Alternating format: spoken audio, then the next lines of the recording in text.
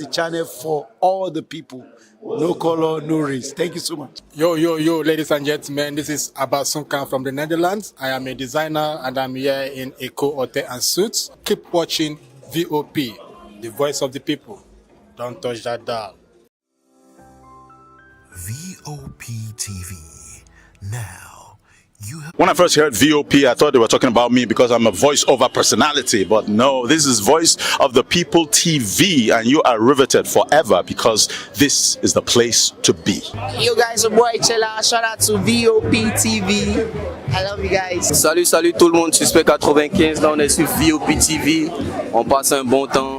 J'espère que vous kiffez. On est au Afrima. On est ensemble. VOP TV. Don't see me like a fool because I don't do giddy giddy giddy. VOP, you don't know Stoneware from Ghana representing live and living color. Yeah, Beam Nation President. Outside with it. Bless up. Hello, this is Milo from Ivory Coast. Keep watch Voice of the People TV.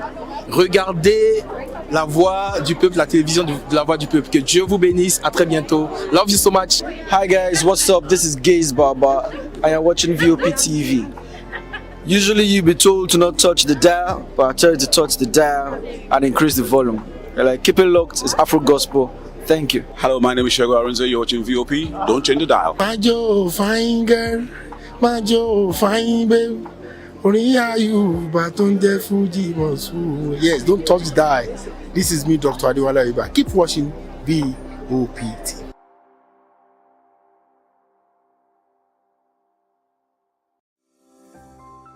VOP TV. Now, you have more than a voice. Distinguished ladies and gentlemen, boys, viewers, everybody, boys and girls. This is VOP TV. Do you know what that means? Voice of the People TV. You don't have a voice, don't come here. You better make sure your voice is heard. Are you ready for the extraordinary? Something big is happening on your screen. Introducing VOP TV. Now streaming on SLTV channel 264. From breaking news to captivating conversations, news analysis, giving you all sides to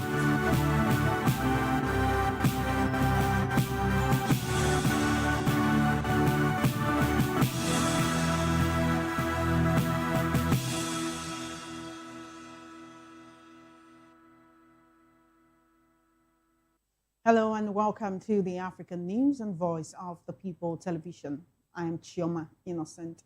Before we begin the news, kindly visit our website. It's www.vop.ng for fresh and trending news. And for WhatsApp, the number is 0904 473 2605. Nairobi's Jomo Kenyatta International Airport, one of Africa's major air transport hubs, is experiencing significant flight delays due to a strike by members of the Kenya Aviation Workers Union, KAWU.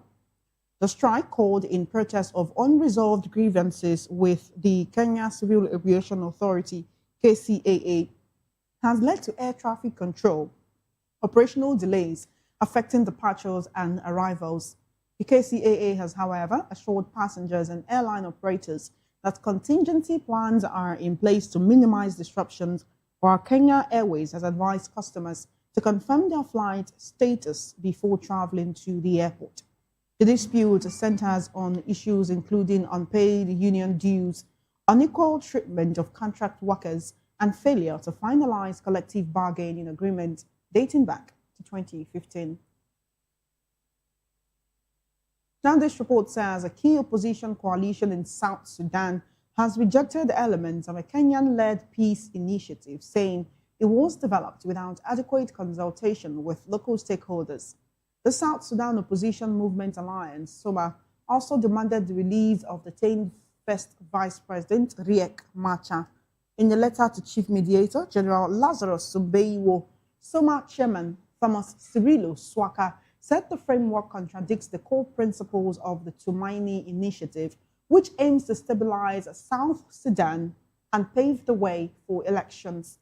The alliance raised concerns that the framework appears to predetermine the agenda, process, and outcome, and warned against holding elections before resolving underlying issues.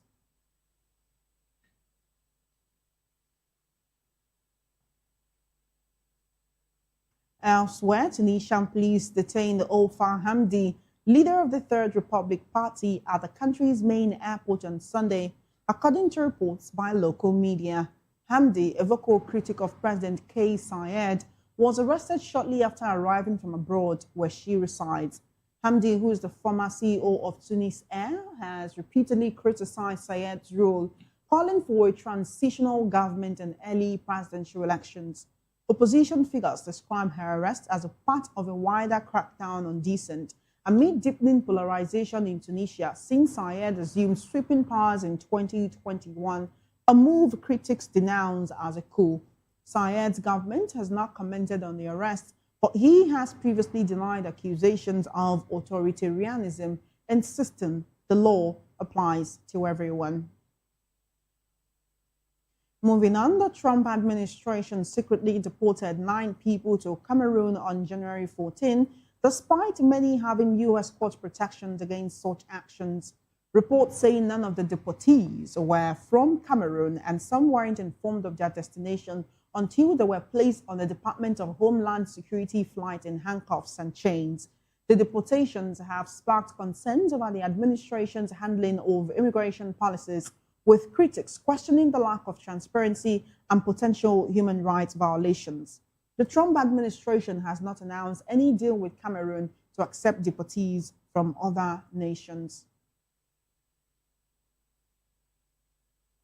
In another development, Ghana's government is seeking the extradition of a Russian man identified as a self-styled pick-up artist and online blogger, accused of secretly filming his sexual encounters with several Ghanaian women and sharing the footage online without their consent.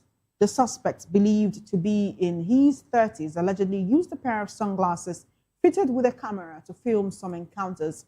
Technology Minister Sam George has invited the Russian ambassador to discuss the incident, stating that Ghana will request Russia's cooperation to extradite the suspect. An initial investigation suggests the suspect has likely left the country, but this will not affect the state's pursuit of accountability. Under Ghana's Cybersecurity Act 2020, publishing explicit images without consent can lead to up to 25 years in prison. Meanwhile, Ghana's President John Mahama has called on African Union member states to support a draft resolution recognizing the historical injustices caused by the transatlantic slave trade. Speaking at the 39th AU Summit in Addis Ababa, President Mahama said, acknowledging the trade's impacts would formally recognize it as a grave crime that shaped the modern world. President Mahama emphasized that confronting historical truths takes moral courage and noted that slavery effects persist in structural inequality, racial discrimination, and economic imbalances.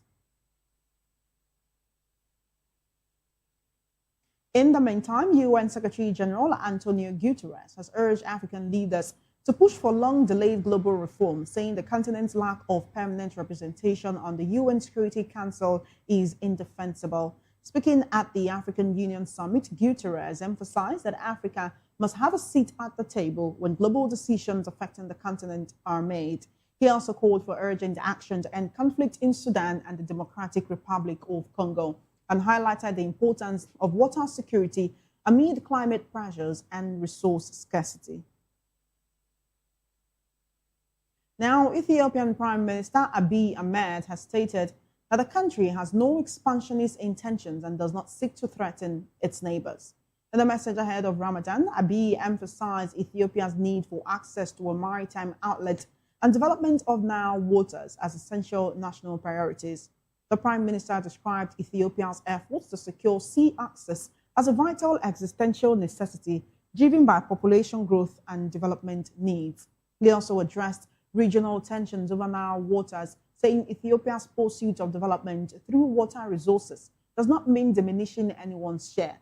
The comments come amid ongoing tensions with downstream nations Egypt and Sudan over Ethiopia's Grand Ethiopian Renaissance Dam, GERD, on the Blue Nile, which is now operational and generating electricity. Ethiopia says the nearly $5 billion megadam is central to its development and strategy and energy supply for its over 120 million people. With us in the studio to analyze the stories, we have public affairs analyst, Barrister Darlington Agomo. You're welcome, Barrister. Thank you for joining us. My pleasure. It's good to have you here. Let's actually begin with this very, we cannot call it a funny story, but it's just one that is very, very one kind. And that is happening in Ghana, where a Russian man traveled to Ghana, maybe we'll call it for sexual tourism or whatever, and then he had intimate encounters with quite a number of women. He made videos of these encounters and published them online without their consent. This actually brings concerns. Some people are also saying that this particular man is infected with HIV. I want to know how you see this issue. Do you think Russia will cooperate with Ghana for this man to be punished? In fact, this is a very serious issue, especially that of HIV. If it is true, then that man should be jailed for life. He's not wicked, he is evil. On what grounds should he publish such a thing? These are consensuous relationships, two adults, and you want to make a show of it, so that what will happen? It was more than two adults. We can say it was about 501 one adult. Yes. Still not funny, especially with the way it will put the reputation of these women on the line, the allegations of the fact that he has a disease, the fact that even if he didn't have a disease before, he might have that disease now if he's having sexual encounters with over 100 women. How did he, he must have gotten into the country via a particular means. How did this come out? How did it turn out that it was after he posted these videos for the Ghanaian authorities realized what they were doing? What does this say about the people who were having sexual encounters with someone who just came into the country? Was it that he was deceiving these women with promises of love and saccharine, sweet promises of a wonderful future? Were these people trying to escape Africa and thought that they had met the man of their dreams who would make this possible? It actually brings to bear a lot of questions. But back to what I asked, Russia-Ghana cooperation to get this man. Yes, the Russian government they don't have any choice than to cooperate. If their national have done this evil in a foreign country, they really had to extradite him to answer charges. Or Ghana should sever ties with Russia, because somebody may do something worse than this, and then Russia will protect that person. Ghana really had to take this serious, because I know what would have happened if it were the other way around. If it were the other way around, the Russian government will hunt the person down, even inside Ghana. This time around, Ghana should not take this in lightly, because those women, if at all they will have been infected, that means between the time this thing was discovered and when this man left, the women may have infected other Ghanaian men if they are sex workers. Even if they are not sex workers, maybe some of these women would have been married. And what happened to their husband and all that? So the man committed evil.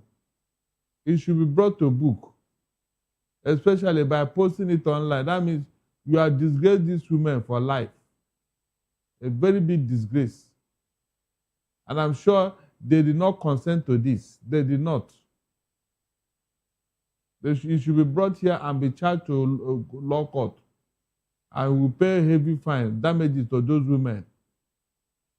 All right, then let's go to the United States and Cameroon, where the U.S. deported 9 people to Cameroon despite court protections on these people. The Trump administration secretly, let's bear in mind that particular word, secretly deported 9 people to Cameroon on January 14, despite many of them having U.S. court protections against such actions. None of the deportees were from Cameroon, which is something we also have to take into cognizance. The fact that some of them were not even informed of their destinations until they were placed on a Department of Homeland Security flight in handcuffs and in chains. This second administration of Trump, he has made it clear that there's a crackdown on immigration, especially illegal immigration. But if you want to get people out of your country, do you think the onus is not on the U.S. government to ensure that these people are going back to where they came from, instead of just because you want to get them out of the country, you just take them to any country. It's like they should be anywhere else but here. If you feel they are constituting nuisance in your country, now you want them to go and constitute that nuisance in another country that is not even the country where they come from, the country where they have no ties, where they have no roots, where they have no family, where they have no one. Do you think Cameroon should open a court case against the US for this? In fact, one of the things I don't like about Trump is that I think somebody is being overzealous here. You know, if you want to protect your people and your country against illegal immigrants, there should be law. You should be guided. You don't just do things irresponsibly in the name of safeguarding your country. That is not fair. Those people came from a country. They came into America from somewhere. Why not take them back to that place instead of just distributing people everywhere and anywhere? Is that I want to believe that some people are acting overzealously. It couldn't be Trump giving such order. It couldn't be. What makes you think it can be Trump giving such order? Given the enormity of the things that has been going on in the United States recently. Recall that when Trump lost election, there was a riot in the Capitol. And one thing Trump did in this, his second administration, is to pardon some of the people who were involved in that riot, people who were sentenced to prison for that riot. So what makes you think he did not give this order with everything that's been going on with Trump recently? Because how do you displace people in such a manner? They can even sue you to court, seriously. I don't know why those people are not taking action. The government, where they should take action against Donald Trump. It's just that everybody is afraid of almighty Trump. That's just the truth. If not, this is actionable. You don't do that. That's not how to, deport illegal immigrants. This one is a new one on me. I don't understand. You just put somebody inside the plane and say, drop him in Cameroon, drop him in Botswana, drop him in Sudan. In handcuffs and chains. Can you just imagine? No, that's not. I'm not too sure that Donald Trump is aware of some of the actions of his officials. Do these people who have been called illegal immigrants, do they have any basis, any grounds for instituting a court case against President Trump and his administration if Cameroon won't do it? Yes. I mean, it's an actionable offense because you just displace them on your own without legal backing. Without legal backing, you just did it on your own in such a humiliating manner. These are things that they should take to court now. There's no basis for this. There are ways of deporting illegal immigrants. And it must be back to the country where they came from. That is the operating word here. Back to the country where they came into America from.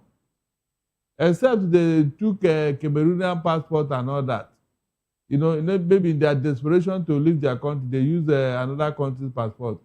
But if, apart from this, there's no way you can deport somebody from Kenya to Cameroon or from Sudan to Nigeria. How do you do that? No law court will tolerate that. In fact, there's no reason for you to do that. No reason. All right, then. Let's look at the flight delays that are occurring in Kenya's main airport due to the aviation union beginning a strike. This is a trend that we have seen across Africa, where it seems that the leaders wait until the people who have an axe to grind with them try to call the short and ground activities that affect the people before the leaders then move to act. That they grounded an airplane in Kenya. I don't get it. It's not an airplane. It's the whole airport. Like the people who have flights, they can't go to their destinations because the aviation union has issues with the government. They want that to be solved. Look, if people are protesting, there should be no political undertone to it. What they are protesting, is it a genuine protest? Is it a genuine protest? Did you do what they are asking for and they still went on protest? If you are owing them or their welfare or something, then solve the problem and stop reading a political undertone to it. You mean all the people that are working in the airport, they are all opposition party members? No, is it possible? You know it's not possible now. And so that grievances that caused the whatever, they should solve it. That's what government is there to do. Not every union strike is politically motivated. If you continue to say that, that means there will be no protest in any country. Government can do whatever they like. I don't believe in that.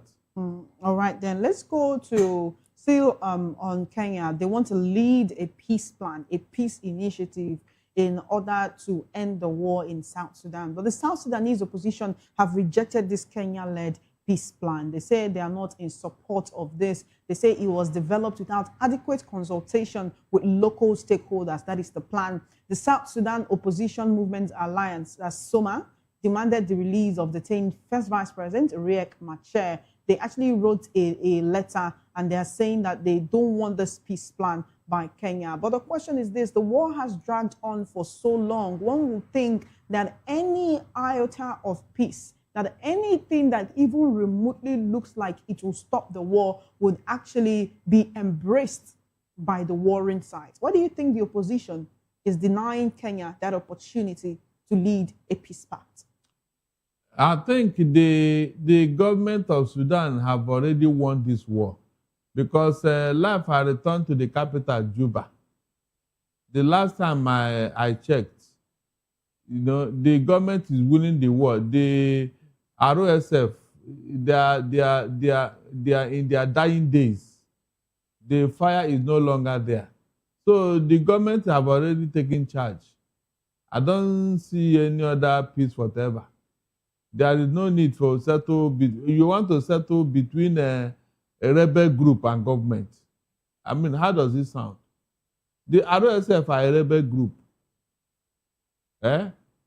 Rapid support to forces. What does that mean? Is that a government? They are not a government now. So which peace plan? The government should take charge and deal with these people. Finally, that's what I'm saying. There is no peace, no peace anywhere with this kind of people. What we're talking about here is the fact that an opposition alliance is standing against the peace that wants to be brokered by Kenya. Why are they doing that? Are they in alliance with the rebel forces, or they feel that this peace pact, this peace alliance is actually kicking them to the curb, is to their own detriment and not for their own good? Oh, really? If the opposition that are fighting government don't want peace, then the government should go ahead. I mean, to whose detriment? This is an impetus for government to continue the onslaught. I mean, who are they to determine what will happen and what will not happen? The government of Sudan should not, they should not take prisoners here. Why should the rebel group be causing government a sleepless night? Their second vice, Riek Machar, is now in detention. That means the government have upper hand here. Let them go all out against these rebel forces. All out, all out. That's how to deal with this kind of people, because there's no need in making peace with them. All right, then. While we're talking about the government and opposition, let's go to Tunisia, where the police has detained Ofer Hamdi, leader of the Third Republic Party at the country's main airport. This happened on Sunday. She has been a vocal critic of President Sayed's administration. She was arrested shortly after she arrived from abroad, where she resides. This is a growing trend in African nations, whereby people who criticize the government in power find themselves at the receiving end of intimidation, arrests, and sometimes even murder. When you are criticizing with a constructive idea, it is okay. It is welcomed by me or any reasonable government. But when you are calling for interim government before the election, which government will tolerate that? Hold on. Why should you even say such a thing? There should be interim government when there is a sitting government. No, it's not proper. Whatever happens, she called for it. She should explain why she made that statement, that there should be interim government when there is a sitting government. Then the interim government will not conduct the election. Come on. That is not, you are calling for anarchy. You are calling for coup. Yes, that's what they call it. The government call it a coup. You don't say such a thing now. Interim government is always when you are about to start something. Maybe the atmosphere does not warrant for election, or there is so much problem and all that. They say, in view of the problem we are having, in view of whatever, then let there be an interim government so that the handover day will not be compromised. There must be constructive criticism on this thing. But there's a sitting government in Tunisia. Are you going to say because of political differences, therefore there should be interim government? They should remove the government that is already sitting. And do what? No. She should go and face it. So is there no other way the government could have invited her for a discussion rather than subjecting her to an embarrassing arrest while she's just coming into the country? What was it? She was coming to cause problem in her own country, Abi? No, she came from Switzerland or wherever to cause confusion in her own country in the name of criticism. If you are coming to take part in the politics of your country, then do it decently. Because you too now, when you get into that office, you start acting like this other woman in Tanzania. Did you ever believe that woman in Tanzania would do what she did? This is why I don't like all these later day human rights activists. They are not better than the people they are criticizing. You should have done it in a very decent manner. Yes, criticize the government that so is not good. They will listen to it as long as you are doing it constructively. Not to call for interim government. That means, in fact, you are calling for a coup. Which government will tolerate that? And how else will government have done it if not to detain her to answer for what she said? You want to cause anarchy in the country. All right, then let's go to Ghana, where President John Mahama has called on African Union member states to support a resolution recognizing historical injustices that was caused by the transatlantic slave trade. He was actually speaking at the 39th African Union Summit in Addis Ababa. He says they should acknowledge the impact of the slave trade and also formally recognize it as a grave crime that shaped the modern world. It's been many centuries since that happened. Unfortunately, there are still a few places in the world that practice it, privately, not as widespread as it used to be. But would you say President John Mahama has a point, or he is just tearing at the scars of an old wound and trying to reopen it? Africans have not made their demand, to the UN. They have not done it properly, because I remember Germany paid Israel about $12 billion, many years ago because of the Holocaust and what Adolf Hitler did to the Jews and all that. Germany paid. And then the Mau Mau uprising in Kenya, I think Britain equally paid money. I think 55 million or something. Yeah, $51 million or 55 million pounds. So why can't these other African nations take a cue and make their own demand? As long as, yes, there is evidence to that effect. Do you know how much Nigeria suffered as a whole because of slave trade? Our youths were taken away from here. Our first 11, they were taken away from us. Those who would have helped to build this country from the initial inception, they were taken away. The same thing. So Ghana suffered the same fate. They can come together and make it a class action against the US and the UK. They were the main culprits in this slave trade. One thing we have to note is that our ancestors who were traded through the transatlantic slave routes, they are no longer with us. What we have are the stories that they passed down to us. And also, the descendants of the people who were involved in the slave trade, they're the ones who we have now. So that's why I had to ask the question, is he trying to reopen old wounds? Because the world is talking about advancement, technological advancement, advancement in energy, in artificial intelligence, and other ways that the world is trying to move forward. should we still be talking about slave trade Please, in don't 2026? deceive yourself. How is that slave trade impacting on the relationship between people and nations right now? Please, don't deceive yourself. The black Americans you are hearing, most of them are from either Ghana or Nigeria. But because their root has been cut off, they don't know where they came from. Maybe due to lack of education.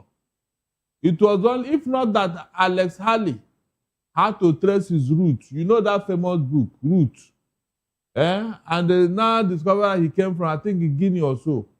Look at the tortured history. If you go through that book, you feel like crying. Just one man out of millions of people that couldn't find their root.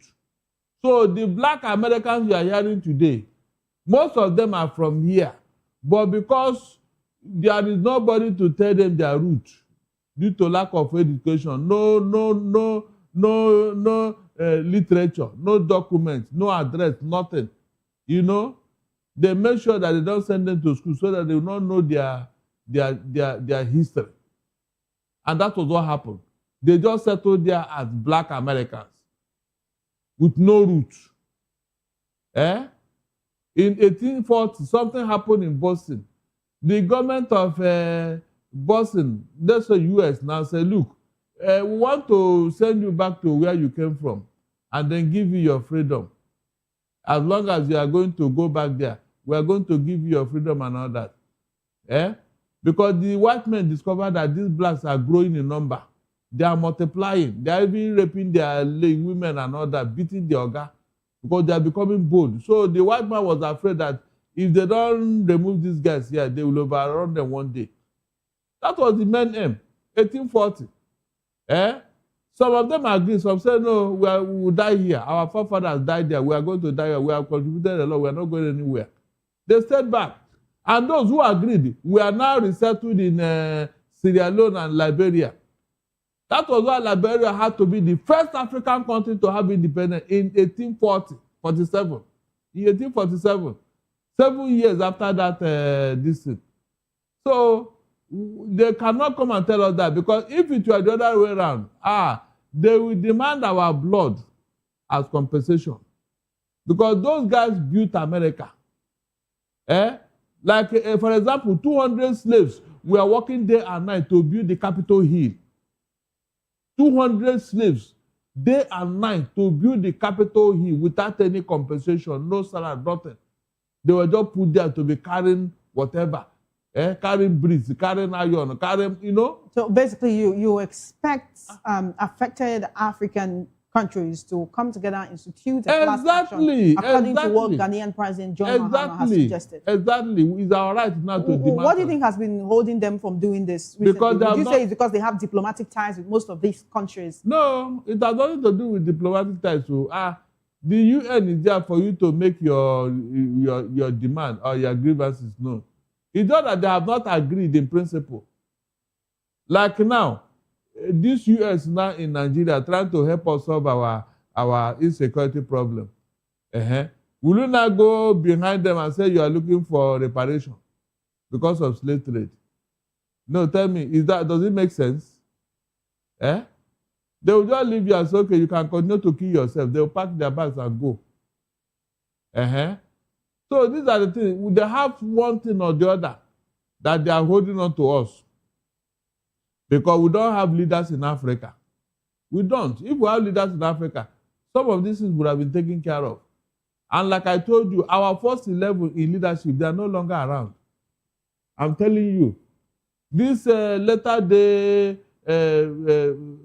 thugs who call themselves leaders, they have either killed them, or these leaders retired as a result of age and all that. Let's try to be polite with our words. It's not nice to call our leaders thugs. Even if you're not happy with whatever actions they're taking or the policies that how do you make of somebody who came into office and during the election you gather all the other opponents and put them in prison? Please, is that decent? Is that a leader? How do you make of a leader who wouldn't want opposition in a democratic setting? You want to make sure that no other opposition opposes you. You want to be the only one that will or the one that happening in Cameroon. The man is the judge there in Switzerland. He can't even do anything on that chair, that wheelchair. So is that what you call a leader, for God's sake? It's just that here we respect age. We respect age and old age and all that. And for that reason, they are taking advantage of us. In the Western world, they can't tolerate most of these things, so seriously, they can't. In fact, the institution will not allow you to do it. But here, we tolerate them. We say they are our leaders. They are our leaders. Meanwhile, they are the ones dealing with you. They are the ones that have made you not to move forward. And you are still thanking them. You are still respecting them. My dear, I don't think I'm in that group. Oh. I can't be in that group. If you sit down and calculate what African leaders have done to Africa, you will shed tears. African leaders, what they have done to Africa as a continent, you will shed tears. So as far as I'm concerned, they are not leaders. All right, then. Thank you so much for joining us and for giving us your own perspective on the issues on African news today. I do appreciate you. My pleasure once again. You are still watching the African News and Voice of the People television. When we return, Turkey launches first overseas drilling mission to Somalia. This master is coming your way right after this break. Join us again.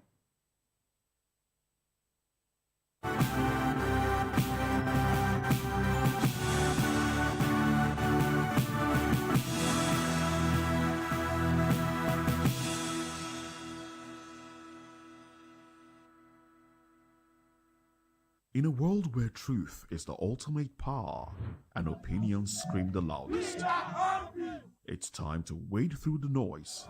Hunger no get tribe! Hunger no get religion! And scan the human interest and trending topics that matter. Stay tuned to The Issues, your plug to the stories making the buzz, from politics to science and technology, social justice, and more. Let's tackle the tough questions and expose the truth. The Issues on Voice of the People television. Don't just react, understand. Do you want your voice to be heard? Do you know that you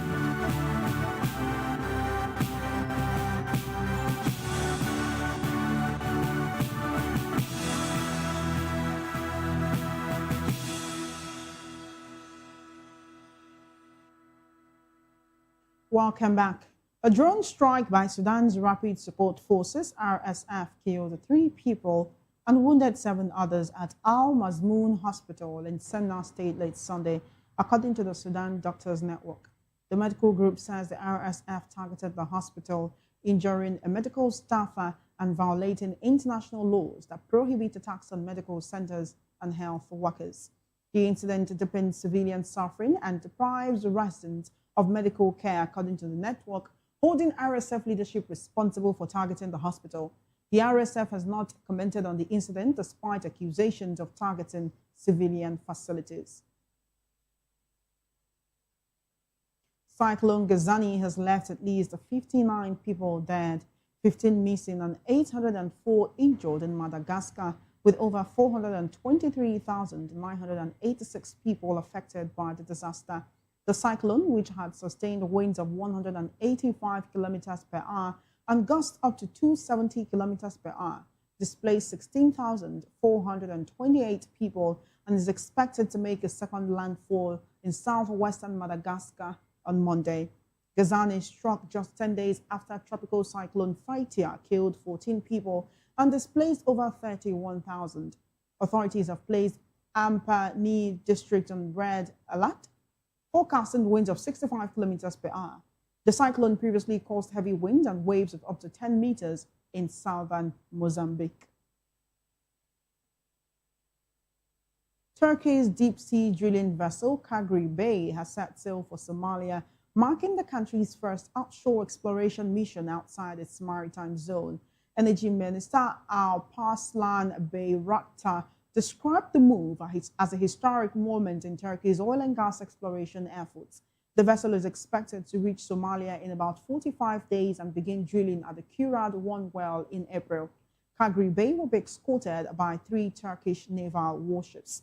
Turkey aims to produce 500,000 barrels per day of oil or equivalent hydrocarbons by 2028, with plans to double that amount through discoveries and production sharing agreements abroad. Mali's government has approved a draft decree renewing Barrick Mining's Lolo gold mining permit for an additional 10 years. The country's military leader announced this at the weekend. The move resolves a 2-year dispute between Barrick and Mali over profit sharing and control of the Lolo Gonkoto gold mining complex, sparked by a 2023 mining code that raised taxes and increased the state's stake in projects. As part of the agreement, Barrick will withdraw its arbitration case at the World Bank's Dispute Tribunal, while Mali will drop all charges against the Canadian miner and its affiliates, release company employees, and return operational control of the complex. A new feasibility study supports 6 years of open pit mining and 16 years of underground mining, with estimated annual production of 420,920 ounces. The Lolo Gonkoto complex is Mali's largest gold producer and Barrick's most profitable mine, generating nearly $900 million in revenue in 2024. Barrick expects attributable production of 260,000 to 290,000 ounces in 2026. We'll go on another quick break, and the African News returns with business and other stories. Stay with us.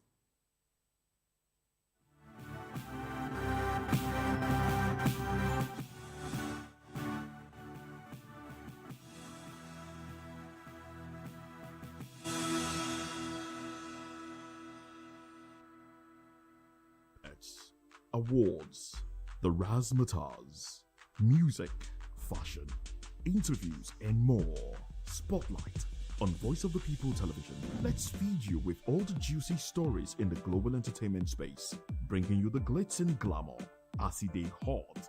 Stay tuned to Spotlight, 1 p.m. Monday to Friday. Spotlight on VOP TV. Entertainment like never before.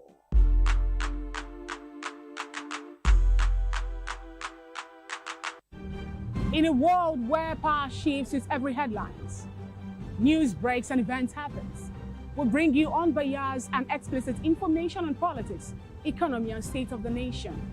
We break down the chaos. Facts, not fluff. Truth, not spin. We discuss not just politics, but a glimpse into the future. Voice of the People Television. Now you have more than a voice.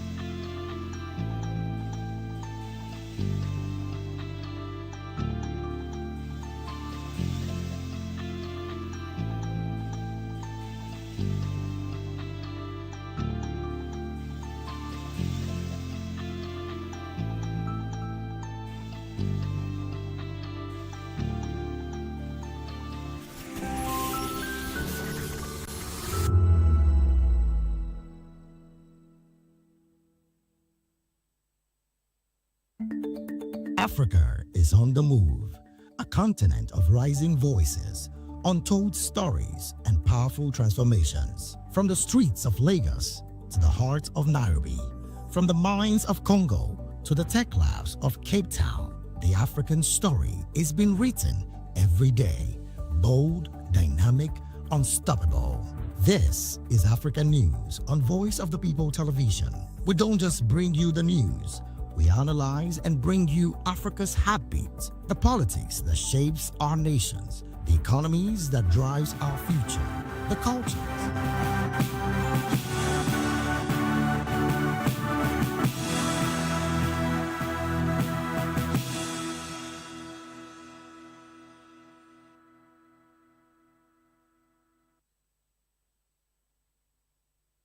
Welcome back and thanks for staying tuned. We now bring you business news. The South African rand was stronger in early trading on Monday, with investors awaiting the country's fourth quarter 2025 employment data expected to provide insight into the economy's health.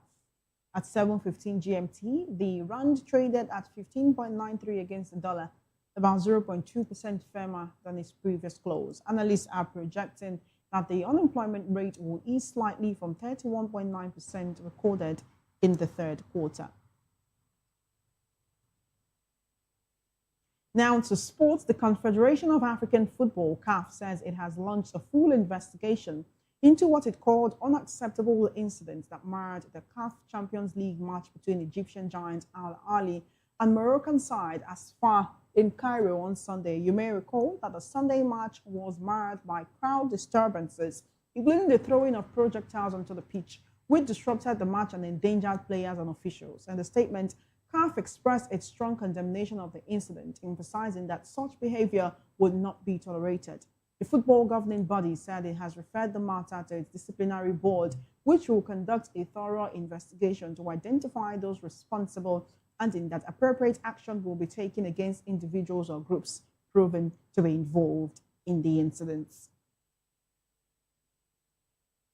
And that's all on the African news. Thank you for watching. Don't forget to subscribe to our YouTube channel at Voice of the People TV and on other social media platforms at VOP TV Live. If you witness news happening near you, we want to hear from you. Send your eyewitness reports, event coverage requests, photos or videos directly via WhatsApp to 0814-606-4057. You can also reach our newsroom by email. It's news@vop.ng. I'm Chioma Innocent. Good afternoon.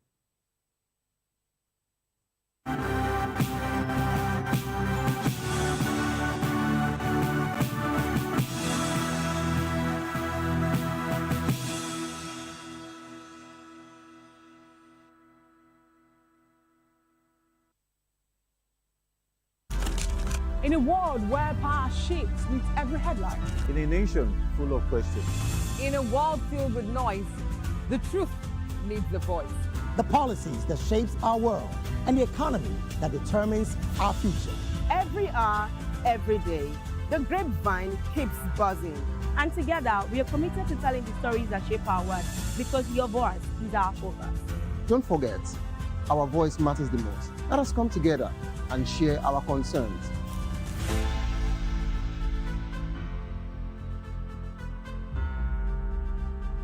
Mr. Ofamiloni, and here's to VOP TV. VOP TV. Now, you have more than a voice.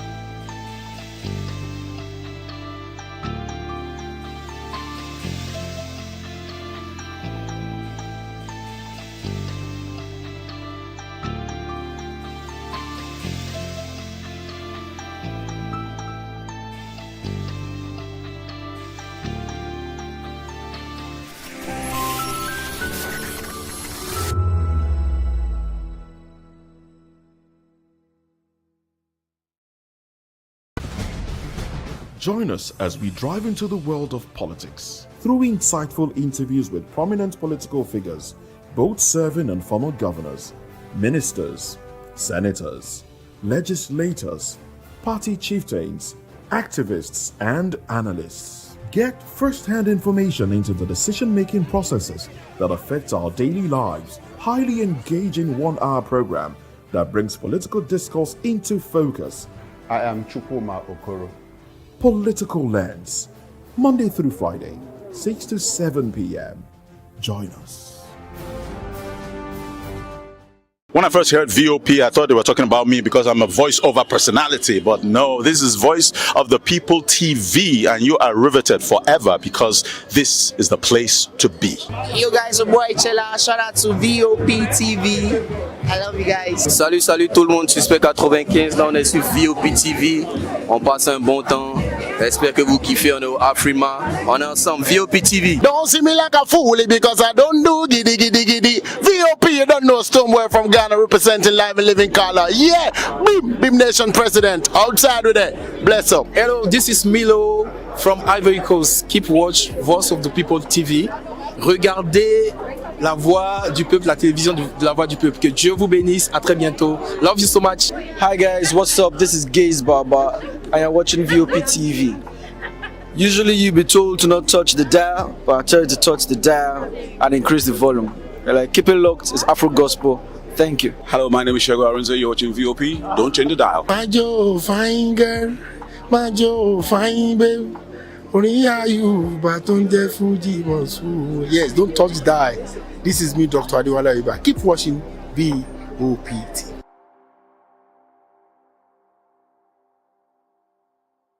To know the happenings in the maritime sector, join us on the program Maritime Frontiers on VOP TV as we discuss key areas in the maritime sector from aquaculture, maritime transportation, maritime labor regulation, oil and gas exploration, ferry and passenger insurance, marine pollution and prevention, port operations, and lots more. Maritime Frontiers, exploring Nigeria's blue economy.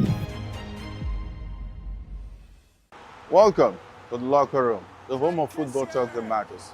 I am Jerry Aviation. Join us every weekday, Monday to Friday at 5 p.m. Nigerian time, as we share the hot takes and hot debates in the exciting world of football.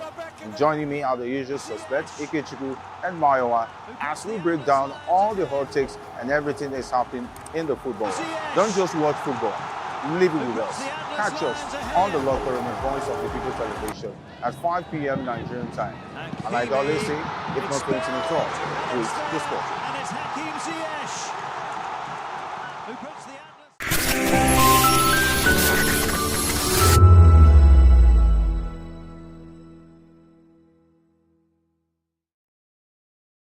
Africa's drive toward deeper integration in trade, talent, and culture took center stage in Lagos as stakeholders converged for a press conference ahead of AfterFest. Africa connected through trade, talent, and culture, and this is scheduled to hold in Abuja this March. The lawmaker, Desmond Elliott, welcomed guests and underscored the importance of the festival as a platform for promoting African culture and strengthening continental identity. This is now a broader means by which you can connect with other African brothers and sisters, in sharing ideas, innovation, creativity, and all whatnot. So this is a platform that is being birthed to us to utilize and to help for the growth and the better economic improvement of Africa and us individually. Individual countries, individual selves. It's far-reaching. So to everyone coming from different perspectives and different reasons, you can get answers to. In a nutshell, that's what you call it. But it's creating that platform. So as you know, this is the press conference intimating people of what is to come in March. So basically connecting through 54 African countries, bringing them under one roof, having your own idea being shared and accepted from other parts of the continent, I think is mind-blowing and fantastic.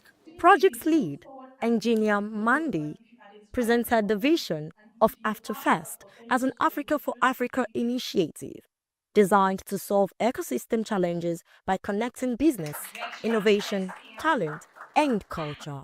We have decided to do Africa for Africans. It's about time that we come together. Keynote speaker, a young Eno, a sports legend, highlighted the need for transition, innovation, unity, and excellence, describing the festival as a step towards building legacy and empowering Africans to shape their own future. We also want to be able to push the narrative that Africa has a lot of talents that are not valued as they are supposed to be valued. There are young sports talents that are bought from South America. They are bought from other parts in Europe. But if you look at some of the big clubs in Europe, it's African players that are doing most of the work. So through these, we want to have platforms where we talk about how can we change the value of African sports people so that we can begin to compete in the market based on what the statistics shows. The statistics shows that a lot of Premier League clubs will not do well without African teams in Spanish league and in other leagues. And again, so you could see that with the AFCON that just concluded. You see the value that African players bring. So we want to discuss that and see how we change the value. When we change the value for African players, we want to make sure that when African players, they make a move, a lot of that resources comes back to the local area where they came from to develop it, create small football stadiums, give scholarship, build infrastructure. So we want to put that in some very organized plan. And that's one of the reasons I'm very passionate about the whole football sector part of it. Organizers say AfterFest aims to mobilize young people, support entrepreneurs, spotlight African excellence, and position the continent as one integrated market. Africa's future is being shaped by ideas, innovation, and collaboration. AfterFest is not just a festival, it is a meeting point for trade, talent, and culture across continents. As March 2026 comes closer, expectations are high to open new doors of opportunities for millions across Africa.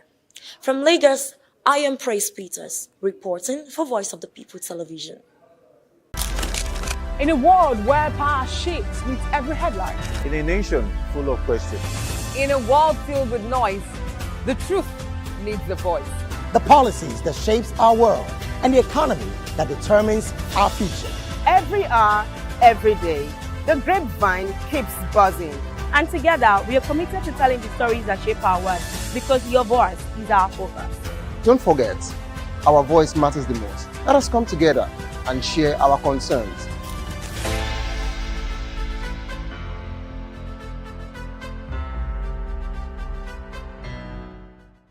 In a world where truth is the ultimate power and opinions scream the loudest, it's time to wade through the noise